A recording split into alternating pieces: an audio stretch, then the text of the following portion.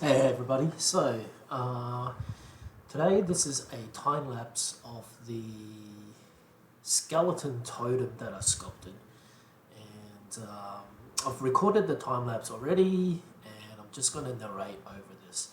The video is about 25 minutes long, and it's been sped up obviously by around 600%, so a couple of hours work, and it's no go on this project. It was just a Sunday afternoon sketch, and yeah, I thought I'd just narrate along and keep you entertained while you're watching. So again, I didn't really start off with a concept. So a skull is always fun to sculpt, and that's what I started with. Just pulling out shapes, and one thing that I always do at the beginning of a sculpture is I use Sculptris Pro, and that basically allows me to have freedom from any topology problems. And as you can see, it allows me to keep the polygon nice and low while avoiding any sort of stretching while I'm pulling things out with the snake hook brush and the move brush. So I highly recommend using Sculptris Pro. That's definitely one of the things that I see many beginners don't use when they're sculpting. They start off with a too high of a density mesh, and that, when you start doing that, your mesh gets unwieldy, and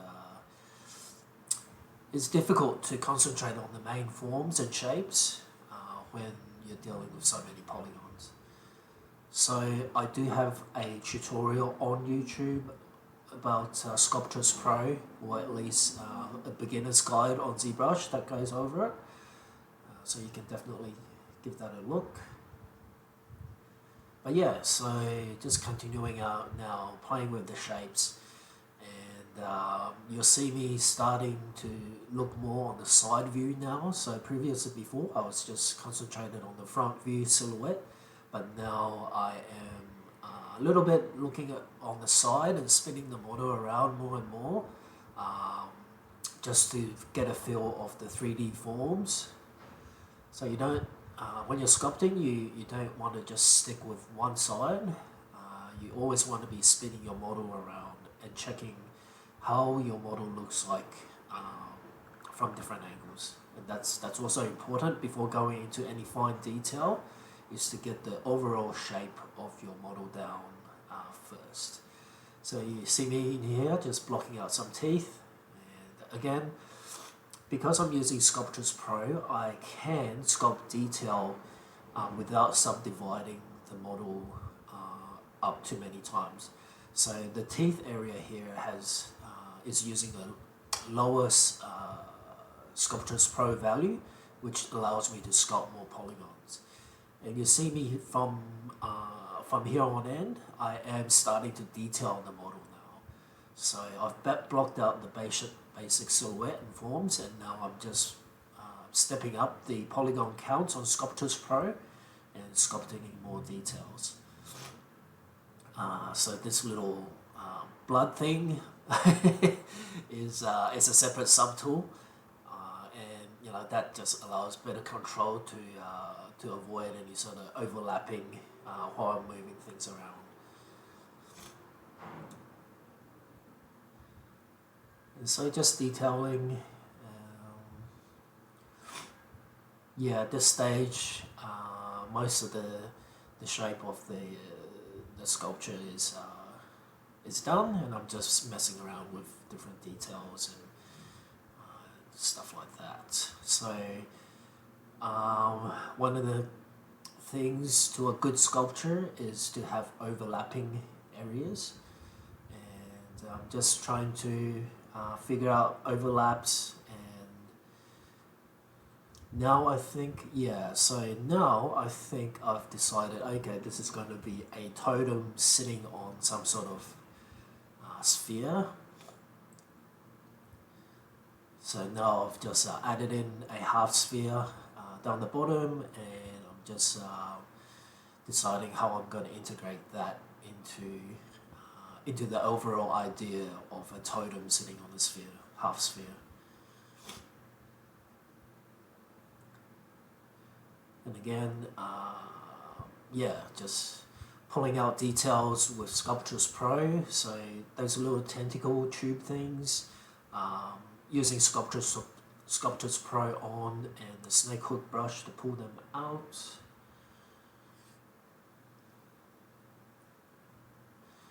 And again, just refining and detailing.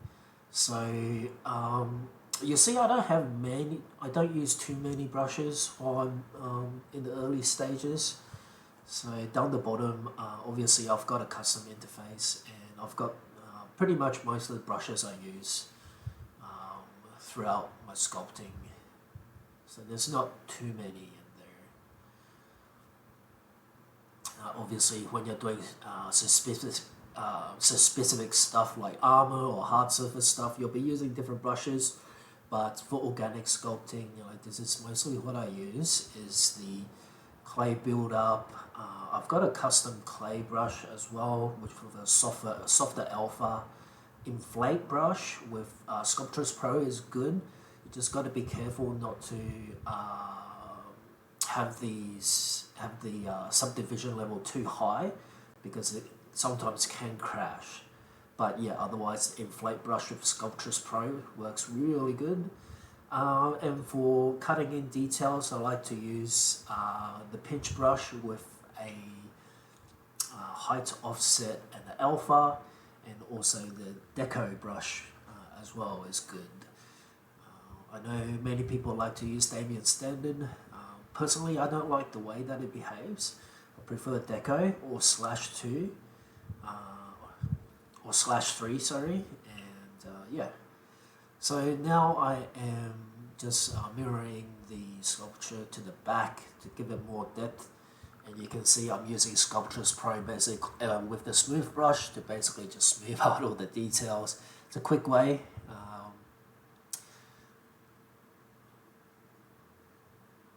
And it allows me to keep the same sort of theme and forms from the front of it. But yeah, using a high sub-D on the Sculptris Pro allows you to pretty much erase a bunch of stuff, a bunch of details. So yeah, I'm just deciding what's going on in the back. Wasn't really concentrating on the back much, but it's basically to give it something.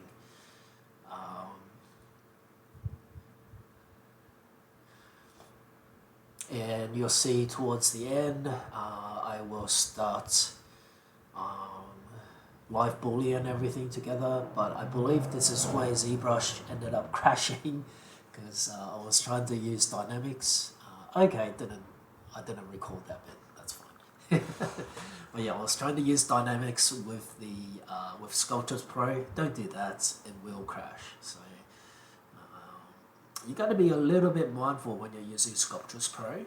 So save often, and but it is the best way to sculpt, in my opinion. So again, going through the really fine details now, the tertiary forms, and yeah, basically still working in symmetry. So you will see me break symmetry soon, but at this stage, I'm still working in symmetry. And that is the one great thing about ZBrush, is you can work in symmetry.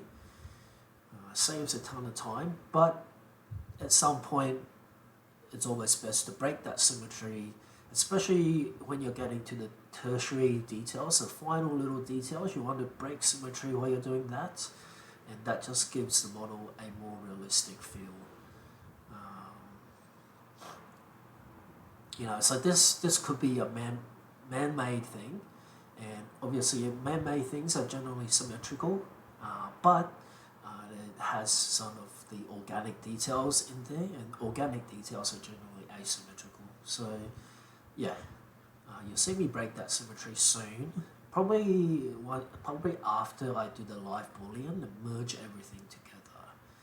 So right now you'll still see that I'm still working in 4 different subtools, but soon we will be merging merging everything together. But yeah, so now I am definitely getting into the smaller details, and my subdivision size on Sculptures Pro is getting lower and lower as I work through finer and finer details. So you can think about using broad brushes at the start when you're painting, and then getting into smaller and smaller brushes as you go into more and more detail in a painting, basically. That's an analogy.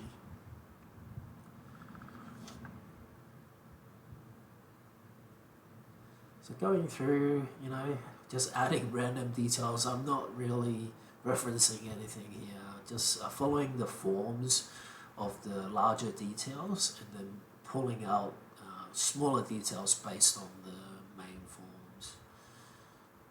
Whatever looks interesting, it's really no secret here. It just comes with experience and practice on how to do details. Especially organic details, you can get away with plenty of stuff, as long as you don't go overboard with it. So you'll see I'm not adding any textures, haven't used any alphas or textures so far on this. Okay, so now I am beginning to do poly painting. So previously, before I'm just focused on the sculpture, I kind of had in mind what I wanted, but yeah, now I'm just doing the basic poly painting on the piece. And let me just quickly pause this maybe. So I'm using a mixture of the polish brush with the Z add and sub turn off. So it's basically just painting with the RGB turn on. And using the polish brush, you can, and changing the front and the back color, you can get a very good dry brush effect. So I highly recommend playing around with that if you want to learn more about poly painting. The polish brush with the Z add and Z sub turn off and RGB turn on, and just having a darker and lighter and darker value in these two colors, and you'll be able to tell what it does straight away.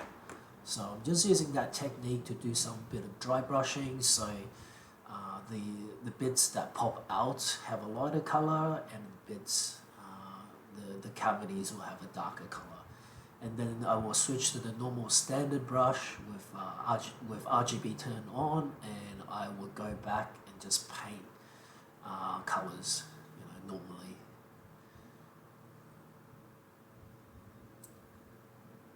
And if you're familiar with painting miniatures and 3D models and stuff like that, yeah, this is very similar to that. You're pulling out the highlights and darkening the shadows,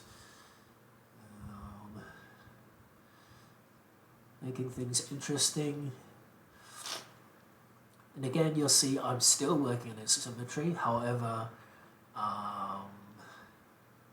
yeah, so everything is still in symmetry at the moment.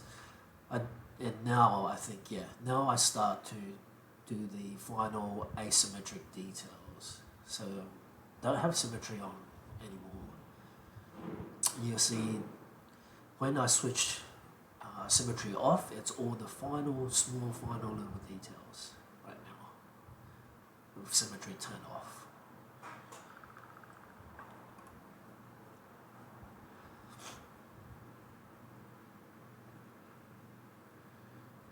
Okay, so I'm using the /3 brush with a diamond shaped alpha on there. Again, working on the final asymmetrical tertiary details, really fine little details, just to break up the stripes and make things more organic. And basically it's just a matter of using the slash brush to carve in details, and then the inflate or the clay brush to build up details. And sometimes I have the Sculptures Pro turned off, and sometimes I have that turned And I have Sculptris Pro mapped to the tab shortcut key. So when I need to turn it on, I just hit the tab key on my keyboard. Okay, so now I believe I will be still doing poly painting, but I will be merging the model using Sculptris Pro's, using Live Boolean soon, so it's all one model. But yeah, again, just final little tweaks to the overall shape. And you notice I haven't done any sort of retopology, Z-remesh or anything like that at this stage. It's still very early concepting stages right now.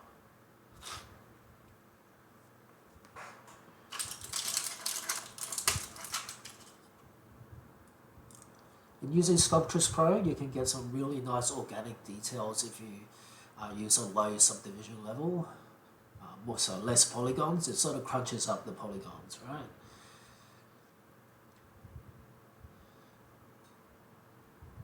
Okay, so just inflating everything. So running an inflate.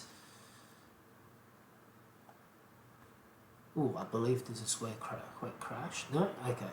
Yeah, so running an inflate on the overall model can give it, if you're doing an organic piece, it can give it more organicness, if that makes sense.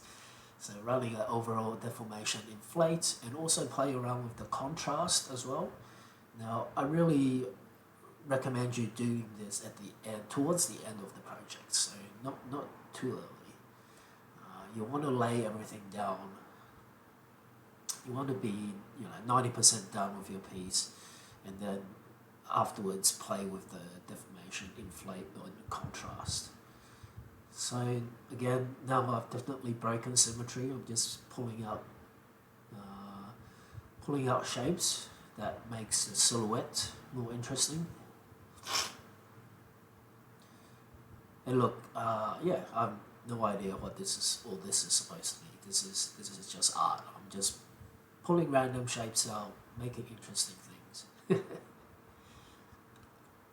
Just having fun, right? As you should be when you're creating art. This is not work. This is Sunday fun day. So just pulling things out, looking at the silhouette, and then detailing.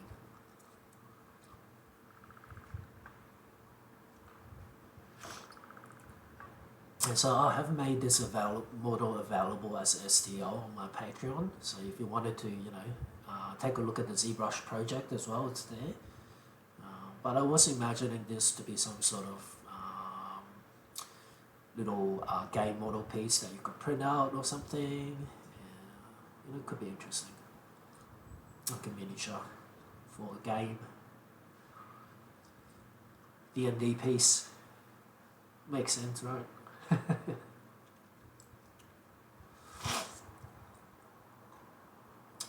But for a miniature, there's definitely too much detail in this to work for a miniature. I don't typically sculpt miniatures, but I know what these guys do to make a good miniature is to always be focusing on big shapes. So yeah, just pulling out things here, adding a bit more interest. At some point, I will be doing some render tests, so playing around with BPR filters for rendering. But I think this is it. Overall, this is the sculpture finished with some basic poly painting on there. I hope you enjoyed the time lapse. I don't usually do narration, so forgive me if this is not your thing. You can just turn off your your volume and just watch the time lapse if you want. But yeah, I hope you enjoyed it and maybe learned something out of that.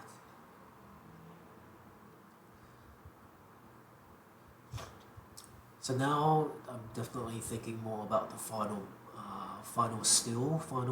picture in mind, playing around with materials and lighting, and so you see that I switched to a more shiny material, and that allows me to see the forms better in a shiny material. And so that sort of prompted me to work on the details on the base, because before it was just round and boring. So I recommend you switching between different materials while you're working, and definitely gives you a different dynamic. And you can pick up things that you wouldn't have using the default material. But typically when I'm sculpting, I'll use the sort of the flat basic default material.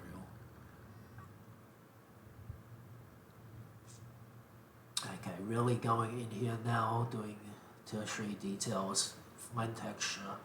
So I'm using the blob brush. If you haven't tried that, give that a go. It's quite nice to add organic tertiary details on there. It's not for sculpting at the start, it's definitely just for detailing.